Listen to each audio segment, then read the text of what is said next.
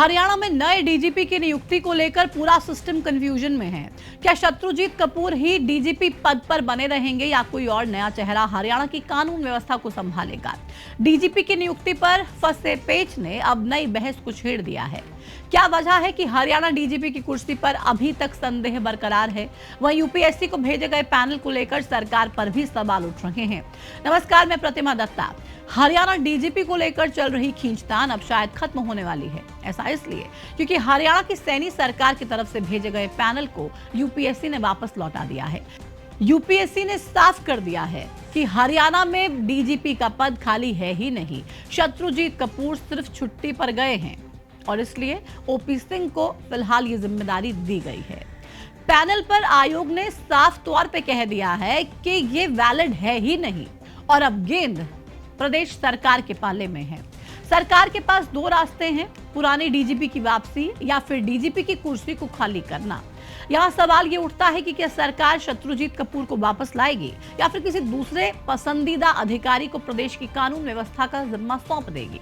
इन्हीं सवालों पर आज इस वीडियो में बात होगी। उससे पहले आप ये जान लीजिए कि ये पूरा मामला आखिर था क्या। दरअसल आईपीएस वाई पूरन कुमार सुसाइड केस में नाम आने के बाद 14 अक्टूबर को शत्रुजीत कपूर को लंबी छुट्टी पर भेज दिया गया। उनकी जगह आईपीएस ओपी सिंह ने एडिशनल चार्ज संभाला। ओपी सिंह 31 दिसंबर को रिटायर होने वाले हैं। ऐसे में प्रदेश में नए डीजीपी की नियुक्ति को लेकर प्रक्रिया आगे बढ़ी और सरकार ने नए डीजीपी के लिए एक पैनल का गठन किया और वो पैनल यूपीएससी को भेज दिया, जिसमें शत्रुजीत कपूर का नाम भी सरकार ने आगे बढ़ाया। सरकार ने 5 सदस्यों का पैनल भेजा, जिसमें से यूपीएससी को 3 नाम चुनकर वापस भेजने थे और फिर सरकार उनमें से एक को डीजीपी बना देती। लेकिन यूपीएससी के फैसले ने सरकार के पैनल को गलत करार दिया। यूपीएससी ने यह कहकर फाइल को लौटा दिया कि पहले पद खाली करो फिर नाम भेजो। जब तक पद ही खाली ना हो, नए पैनल को आखिर मंजूरी कैसे दे दी जाए?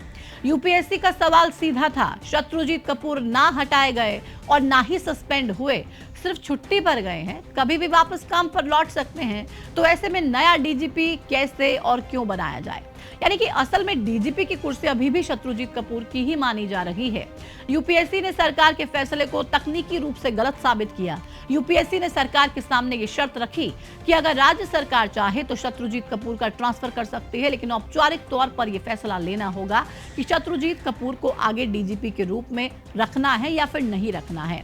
अब आप ये सोच रहे होंगे कि डीजीपी की नियुक्ति सरकार के लिए आखिर टेढ़ी खीर क्यों बन गई है? क्या कुछ नियम पीछे छूट गए हैं? आखिर सरकार से क्या चूक हुई जिसकी वजह से पैनल पर आयोग की मोहर नहीं लग पाई है?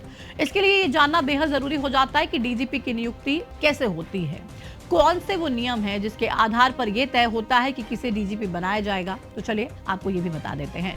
सुप्रीम कोर्ट के आदेश के मुताबिक इस प्रक्रिया में राज्य सरकार, यूपीएससी और केंद्र सरकार तीनों का रोल होता है। राज्य सरकार योग्य आईपीएस अधिकारियों की सूची यूपीएससी को भेजती है। यूपीएससी उनमें से 3 नामों का पैनल बनाकर राज्य को वापस भेजती है और फिर राज्य सरकार उस पैनल में से किसी एक अधिकारी को चुनकर डीजीपी नियुक्त कर देती है। राज्य सरकार को पैनल भेजने से पहले ये सुनिश्चित करना पड़ता है कि पद खाली हो, जबकि हरियाणा सरकार की ओर से ऐसा नहीं किया गया।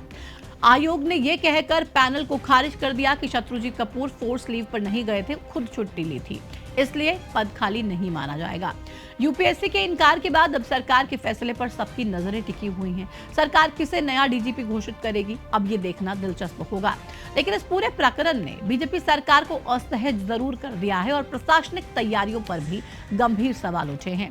ऐसे में सरकार के लिए फैसला करना किसी चुनौती से कम नहीं है और अब देखना होगा कि आने वाले समय में सरकार इसको लेकर क्या फैसला करती है।